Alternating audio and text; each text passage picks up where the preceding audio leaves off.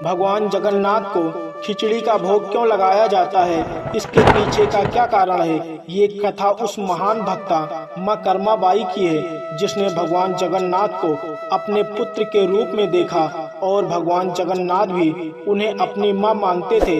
Video में आगे बढ़ने से पहले चैनल को जरूर सब्सक्राइब करें। माँ कर्माबाई भगवान जगन्नाथ की परम भक्त थी। वह भगवान जगन्नाथ को भोग लगाना नहीं भूलती थी। एक बार माँ कर्माबाई के मन में आया, मैं भी अपने हाथ से भगवान जगन्नाथ को भोग ग्रहण कराना चाहती हूँ। लेकिन कर्माबाई के मन में एक शंका थी, क्या भगवान जगन्नाथ मेरे हाथ का बनाया हुआ भोजन ग्रहण करेंगे या नहीं करेंगे। भगवान जगन्नाथ माँ कर्माबाई के मन की इच्छा को जानते थे और अगले ही सुबह माँ कर्माबाई के घर भोजन ग्रहण करने के लिए वहां पर पहुंच गए। भगवान जगन्नाथ ने कहा, माँ मुझे भूख लगी है, क्या आप मुझे कुछ खिला सकती हैं। माँ कर्माबाई ने जल्दी से भगवान जगन्नाथ के लिए खिचड़ी बना दी, क्योंकि खिचड़ी बनाने में ज़्यादा समय नहीं लगता है। माँ कर्माबाई ने भगवान जगन्नाथ को खिचड़ी परोस दी और खुद पंखा झलने लगी। भगवान ने खिचड़ी को बड़े प्रेम से खाया और कहा, माँ मुझे आपकी खिचड़ी बहुत पसंद आई है। उस दिन से भगवान जगन्नाथ माँ कर्माबाई के घर रोज खिचड़ी खाने आते थे और मंदिर का कपाट खुलने से पहले वहां से चले जाते थे। एक दिन कर्माबाई खिचड़ी बना रही थी। उसी समय एक साधु ने देखा कि माँ कर्माबाई बिना नहाए धोए और बिना रसोई को साफ किए भगवान जगन्नाथ के लिए भोग बना रही हैं। उस समय साधु ने माँ कर्माबाई को समझाया और कहा, बिना नहाए धोए बिना साफ सफाई के भगवान जगन्नाथ को भोग नहीं लगाना चाहिए, यह करना बिल्कुल गलत है। साधु की बात सुनकर माँ कर्माबाई को समझ में आ गया।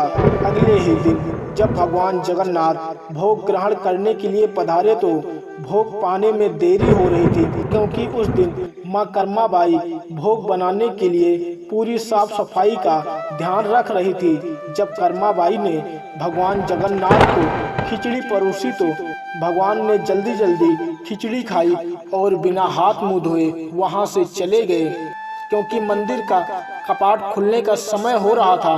मंदिर के पुजारी ने जैसे ही कपाट खोला, पुजारी ने देखा कि भगवान जगन्नाथ के मुख पर खिचड़ी लगी हुई है। जब पुजारी ने इसकी वजह पूछी तो भगवान जगन्नाथ ने सब बता दिया और कहा, भगवान तो केवल भाव के भूखे होते हैं।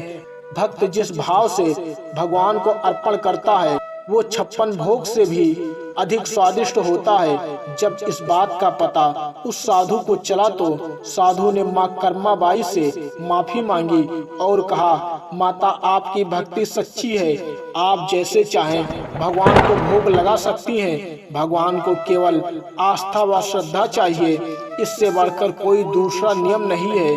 भगवान को पाने का थोड़े ही दिन बाद माँ कर्माबाई ने अपने शरीर को त्याग कर भगवान के धाम चली गई। उस दिन जब पुजारी ने मंदिर का कपाट खोला तो भगवान की आंखों में आंसू थे।